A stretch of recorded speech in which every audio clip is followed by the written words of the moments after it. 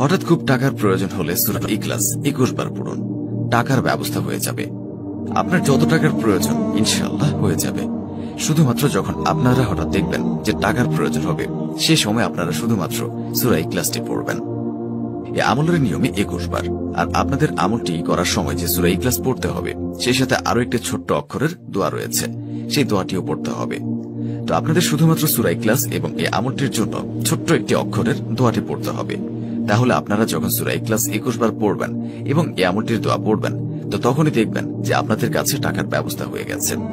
আপনাদের কাছে টাকা আসতেই থাকবে, আপনারা নিজেও তা বুঝতে পারবেন না। বন্ধুরা, ভিডিওটি শুরু করার আগে আসুন একটু প্রার্থনা করি। হে আল্লাহ, আমাদের হালাল ধন সম্পদ দান করুন। যারা হালাল ধন সম্পদ পেতে চান সকলেই কমেন্টে লিখুন আমিন, এবং এই ভিডিওটিতে একটি লাইক দিন, এবং যারা চ্যানেলটিকে সাবস্ক্রাইব করেননি চ্যানেলটিকে সাবস্ক্রাইব করুন। এই ভিডিও লাইক টার্গেট 10,000, তাই সকলেই ভিডিওটিকে লাইক দিয়ে দিন। তো চলুন ভিডিওটি শুরু করা যাক। বিশেষ করে এই আমলটি খুব বেশি কাজে আসবে তখনই যখন আপনাদের হঠাৎ খুব টাকার প্রয়োজন হবে। সেটা হতে পারে যে কোনো দরকারে। আপনার যখনই টাকার প্রয়োজন হবে, আপনি একটু কষ্ট করে সূরা ইখলাসের এই আমলটি করবেন, তাহলে দেখবেন যে আপনাদের কাছে টাকার ব্যবস্থা হয়ে গেছে।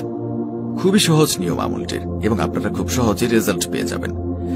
তো আপনাদের এখন এই আমলটির কথা বলে দিচ্ছি। এই আমলটি আপনারা ছেলে মেয়ে সকলেই করতে পারবেন, এবং এর সাথে সাথে ছোট বড় সকলেই করতে পারবেন। যদি আপনারা এই আমলটি করে খুব তাড়াতাড়ি টাকার রেজাল্ট পেতে চান, যখন আপনাদের টাকার দরকার সেই সময় টাকা পেতে চান, তাহলে কিন্তু আপনারা এই ভিডিওটি অবশ্যই মনোযোগ দিয়ে দেখবেন। তবে এই আমলটির নিয়ম কিন্তু আপনাদেরকে একদম ক্লিয়ার ভাবে সহজভাবে বুঝিয়ে দিচ্ছি। যখন আপনারা এই আমলটি করবেন, প্রথমে আগে আপনারা সূরা ইখলাস অবশ্যই মুখস্থ থাকতে হবে।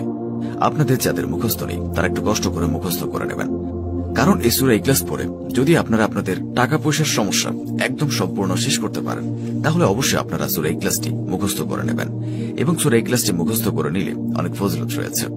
এই সূরার ভেতর অনেক শক্তি রয়েছে, যা আপনারা আগে মুখস্থ করুন, তারপরে বুঝতে পারবেন। তো সূরা ইখলাস আপনাদেরকে পড়তে হবে। তো তখন আপনারা অবশ্যই এই আমলটি করার জন্য শুদ্ধভাবে সূরা ইখলাসটি পড়বেন। আর আপনাদের যে দোয়াটি 21 বার পড়তে হবে, সেই দোয়াটি মাত্র আপনাদেরকে 3 বার উচ্চারণ করে শোনাচ্ছি। তাহলে আশা করি আপনারা বুঝতে পারবেন দোয়াটি হলো সুবহানাল্লাহ। আমি দোয়াটি আবারও বলছি, দোয়াটি হচ্ছে সুবহানাল্লাহ। এক শব্দের একটি দোয়া, সুবহানাল্লাহ। এই দোয়াটি আপনারা আশা করি সকলে জেনে গেছেন এবং বুঝে গেছেন। এই দোয়াটি আপনারা শুধুমাত্র সূরা ইখলাসের সাথে পড়তে হবে। তো কতবার পড়তে হবে সেগুলো বলে দিচ্ছি। তার আগে নিজে পবিত্র আল কোরআন শরীফের সূরা ইখলাস রয়েছে, সেই সূরাটি আপনাদেরকে শুধুমাত্র 21 বার পড়তে হবে। এবং সেই 21 বার পড়ার পর যখন আপনাদের কাছে টাকা আসবে, তো সেই সময় আপনারা যখন এই আমলটি করবেন, তখন কিন্তু কোনোভাবে সূরা ইখলাস ভুল করে পড়া যাবে না। তো সূরা ইখলাস এখন আমি আপনাদেরকে মাত্র একবার তিলাওয়াত করে শোনাচ্ছি। আপনারা সবাই মনোযোগ দিয়ে শুনুন।